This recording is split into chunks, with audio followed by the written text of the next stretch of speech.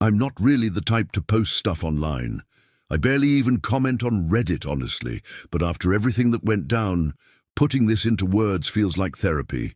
Maybe, just maybe, if someone out there hears my story, they'll wake up a little sooner than I did. This is the real, raw version. No sugarcoating, no filters. Just the truth.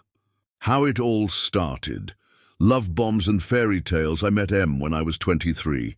She was 22. She was stunning, not just in looks, but in the way she lit up a room. Loud, charismatic, magnetic. When she paid attention to you, it felt like winning the damn lottery. And when she chose me, man, I felt like I'd hit the jackpot. The first few months were like something out of a movie. She constantly praised me. "You're not like other guys," she'd say. "I've been waiting for someone like you my whole life." Everything about us felt bigger than life. At the time, I thought it was destiny. Now I know. It was textbook love bombing. But back then, hell, I was just a young guy who thought he was madly in love. We got married 2 years later. Everybody, friends, family, said we were the perfect couple. And I believed it. I wanted to believe it.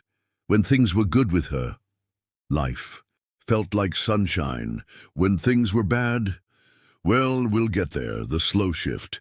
Death by 1,000 cuts right after the wedding. Little things started to change. At first, it was small, stuff you could easily brush off. If I picked a restaurant she didn't like, she'd roll her eyes and say, "God, you really don't get women, do you?"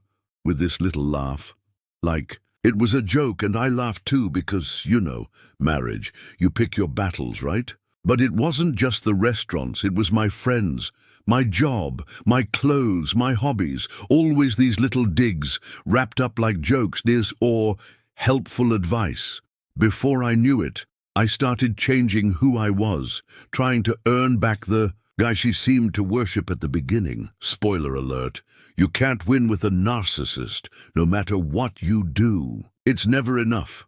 The isolation game. Another thing happened, the slow isolation. She didn't forbid me from seeing friends or family. That would have been too obvious.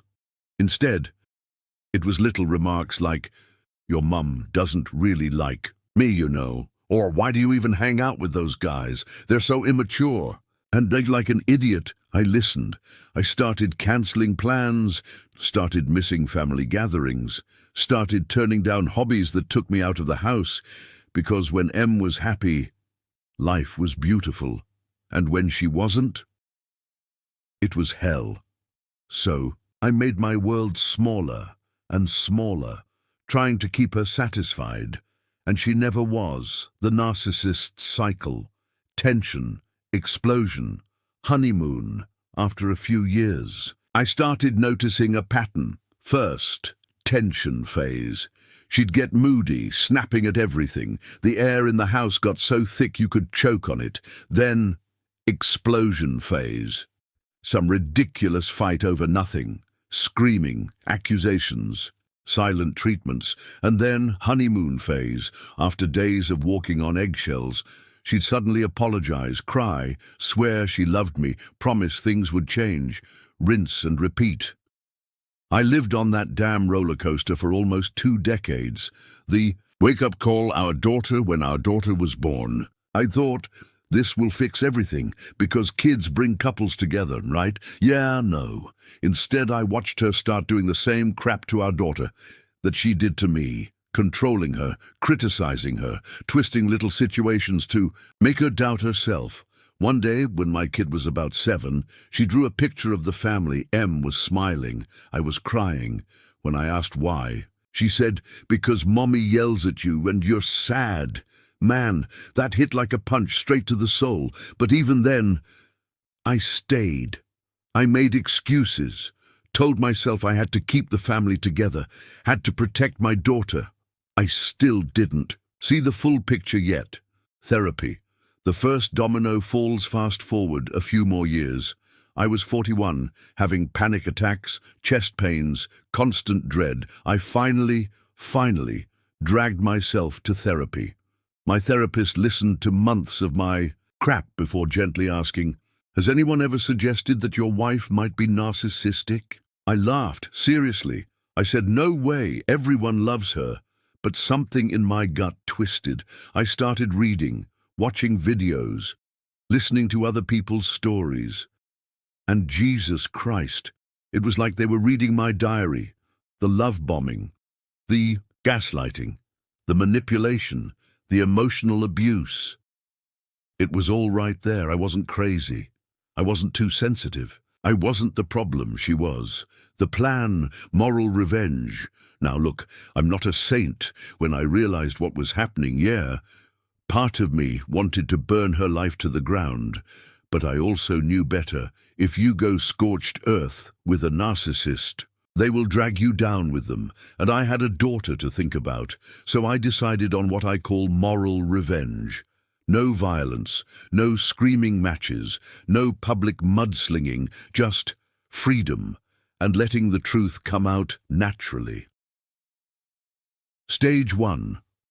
Building. My exit quietly first. I started rebuilding my life, in secret, reconnected with old friends, picked up hobbies again, fishing, hiking, whatever got me out of the house, started hitting the gym, opened a separate savings account she didn't know about, spent as much time with my daughter as possible, just being present, listening, showing her what unconditional love looks like.